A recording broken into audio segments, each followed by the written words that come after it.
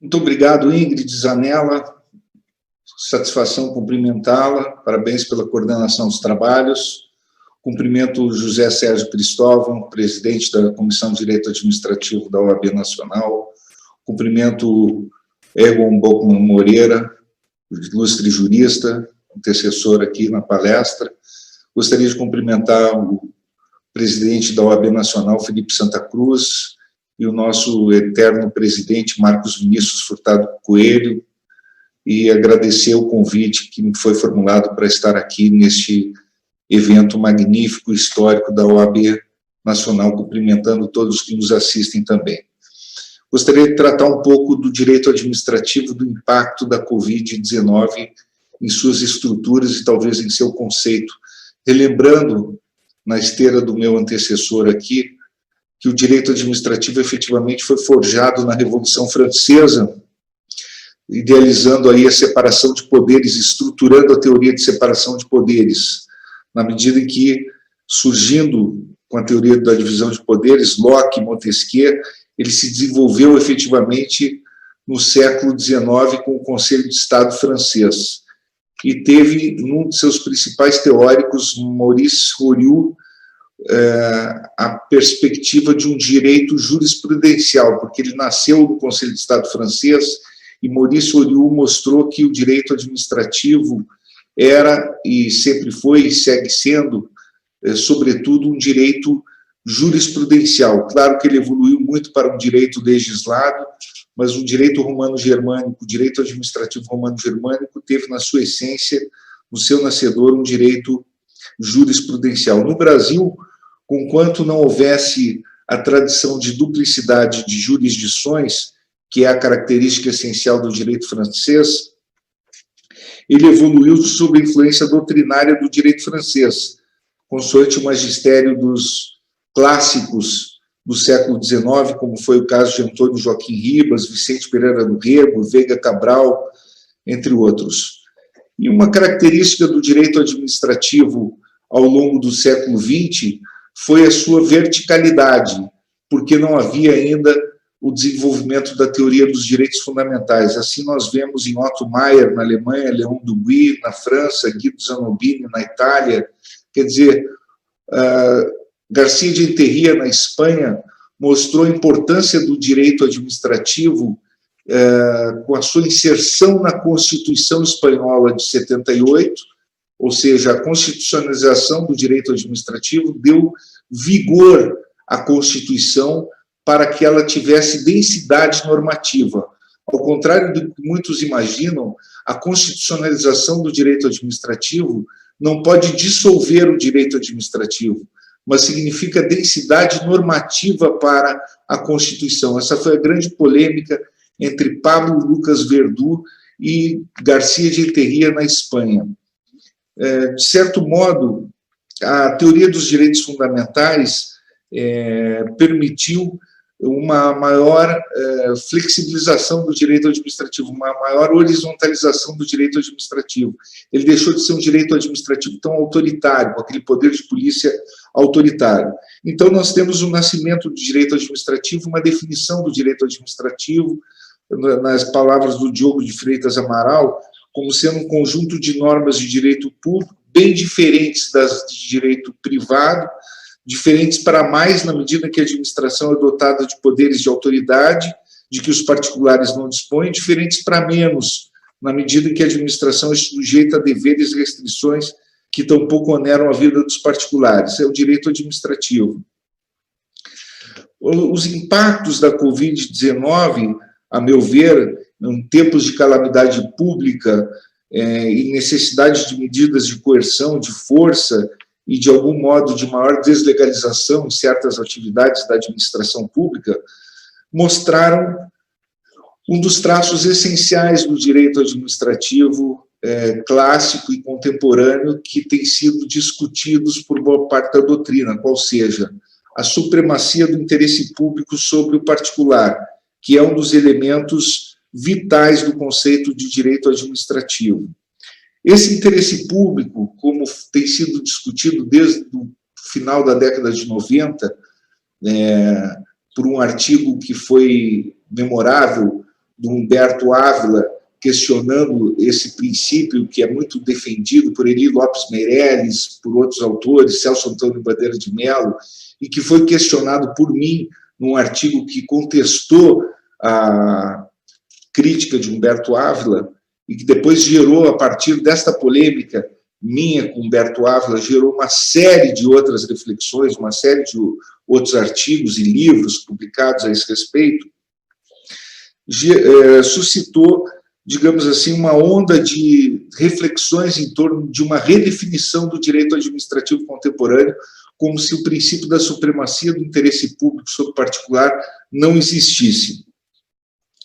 E eu acho que o Covid-19 mostra a vitalidade da supremacia do interesse público sobre o particular. E o que é a supremacia do interesse público sobre o particular, se não um interesse público, que, como eu disse no meu artigo, foi publicado lá no ano 2000, eu disse que o interesse público é o interesse público permeado pela teoria dos direitos fundamentais, o interesse público de Renato Alessi, o interesse público primário, não o interesse público secundário. O interesse público deve ser compreendido, portanto, à luz da nova legislação que trata do direito administrativo, como é o caso da LINDB,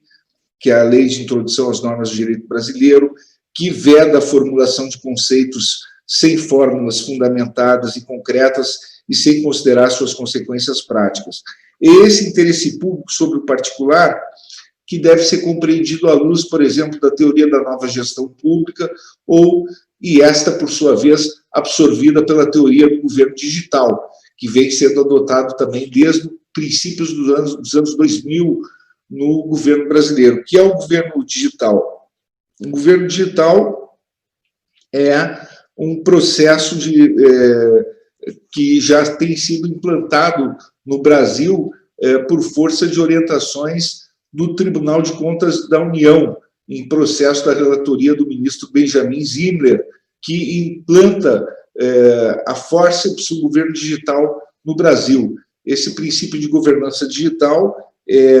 exige um processo de planejamento estratégico que culmina no recente plano do TCU 2015 a 2021, que identifica como tendências tecnológicas o governo digital e o governo digital integrado, e estabelece como metas estratégicas a viabilização e ampliação de seus serviços e produtos para o cidadão por meio de dispositivos móveis e outros meios digitais. E estabelece como um de seus direcionadores estratégicos ou diretrizes a indução do aperfeiçoamento de serviços e dados públicos com o uso de soluções do governo digital e do governo aberto.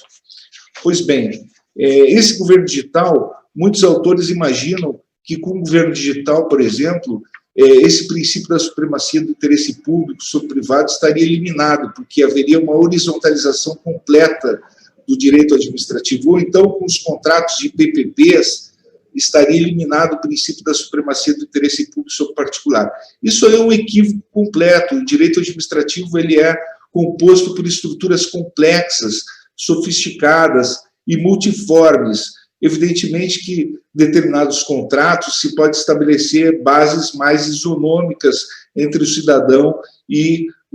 a administração pública, mas sempre haverá cláusulas de reserva para a administração pública, sempre haverá cláusulas protetivas do interesse público, e todo contrato tem que ser estabelecido com base no princípio da supremacia do interesse público. Todos os princípios reitores da administração pública são fundamentados na supremacia do interesse público sobre o particular. Veja-se, o direito que rege o governo digital, o direito administrativo que rege o governo digital, todo ele é calcado na supremacia do interesse público sobre o particular, desse interesse público primário, que é refletido na teoria dos direitos fundamentais. Não é um interesse público arbitrário, não é um interesse público oposto aos direitos fundamentais da pessoa humana ou da pessoa jurídica. É um interesse público que fundamenta, por exemplo, os princípios reitores do governo digital. Quais são os princípios reitores do governo digital? Há vários princípios, como por exemplo, abertura, transparência e inclusão nos processos e ações do governo. São princípios derivados da OCDE. Engajamento e participação da sociedade civil, empresas e governo na elaboração de políticas públicas. Criação de uma cultura orientada a dados no setor público. Proteção da privacidade e garantia de segurança. compromisso político e liderança, uso coerente das tecnologias por meio das diversas políticas numa reforma geral da administração, arranjos institucionais e de governança efetivos para coordenar a implementação da estratégia digital, fortalecimento de cooperações internacionais com outros governos, desenvolvimento de estudos de casos claros para garantir o financiamento e foco da implementação de projetos, habilidades reforçadas em gerenciamento de projetos de TI para monitorar a implementação dos projetos, aquisição de tecnologias digitais baseadas nos ativos existentes, estrutura legal e regulatória geral e específica para aproveitar as oportunidades do mundo digital. Ou seja, é o atendimento da pessoa física ou jurídica online, é o atendimento das necessidades com eficiência. A base desse governo digital é o princípio da eficiência. Então, nós temos impactos, efetivamente, e nós temos que considerar que, por exemplo, essa crise da legalidade, sobre a qual nós já nos pronunciamos no livro, na teoria da improbidade administrativa, significa que há uma sobreposição do princípio da eficiência. A administração pública trabalha com níveis de deslegalização crescentes para atender com maior presteza e eficiência as necessidades dos destinatários das suas ações. Isso é fundamental, a possibilidade da deslegalização em determinados segmentos. Obviamente que quando nós tratamos do poder de polícia, mesmo o poder de polícia, ele admite certos níveis de deslegalização. Agora, isso sem descurar de segmentos que estão permeados por uma aproximação com o direito penal, uma aproximação crescente com o direito penal, que é o caso do direito administrativo sancionador. O direito administrativo sancionador, ele, ao contrário de outras áreas que admitem níveis crescentes de deslegalização à luz do princípio da eficiência e de paradigmas que, mesmo sob o influxo da supremacia do interesse público sobre o privado e nas relações intersubjetivas da administração pública com os destinatários das suas ações, admitem essa flexibilização da legalidade. Por outro lado, quando se trata do exercício da pretensão punitiva do Estado sobre os seus destinatários, nós estamos tratando aqui de uma aproximação que ocorre desde princípios do século XX, que se sedimentou na Europa na década de 60, que o Tribunal Europeu de Direitos Humanos sedimentou essa jurisprudência na década de 90, e que no Brasil vem evoluindo, como nós sabemos, com a teoria do direito administrativo sancionador, que nós trouxemos para o Brasil a princípios dos anos 2000, na verdade, final dos anos 90, em 1999, um novo conceito de sanção administrativa e que evoluiu na jurisprudência dos tribunais superiores para traduzir um conceito mais rígido de legalidade aqui, com a sedimentação, então, de uma jurisprudência infensa a qualquer nível de deslegalização e com uma aproximação desses institutos, dessas ferramentas, com o direito administrativo, ao direito penal, ao direito do processo penal. Isso faz com que haja um fluxo para o campo da improbidade administrativa, com o conceito de sanção administrativa, com superação do conceito de um direito administrativo puramente estatutário, que regule apenas as atividades da administração pública, para ser um direito administrativo substancial, que regula também as atividades do Poder Judiciário, quando abarca direito administrativo que trate de infrações e sanções administrativas que são aplicadas direto pelo Poder Judiciário. Então, nós estamos tratando aqui de várias velocidades do direito administrativo. Nesse sentido, eu vejo que os impactos da Covid-19, do coronavírus, no direito administrativo, de algum modo, revitaliza esse princípio da supremacia do interesse público sobre o particular e mostra uma nova energia do direito administrativo. Eu não vejo com a preocupação de desmoronamento dos institutos ou de desidratação de direitos fundamentais. Eu vejo que, por exemplo, no âmbito do direito punitivo, a tendência é que haja uma revigoração dessas garantias fundamentais. Cada vez mais a jurisprudência tende a salvaguardar os direitos fundamentais dos acusados, de um modo geral, tanto nos processos disciplinares quanto nos processos sancionadores, de um modo geral. Não vejo tendência de retrocesso nesse campo, não há, nem mesmo o Covid-19, com infrações e sanções administrativas, apresenta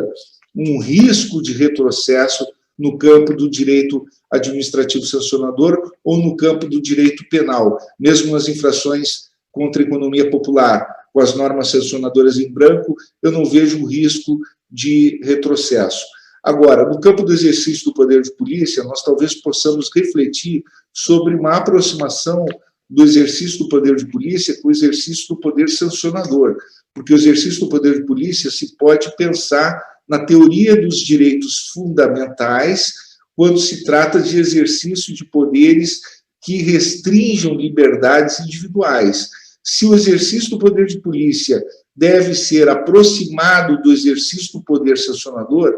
essa é uma questão importante a ser objeto de reflexão, porque o poder de polícia,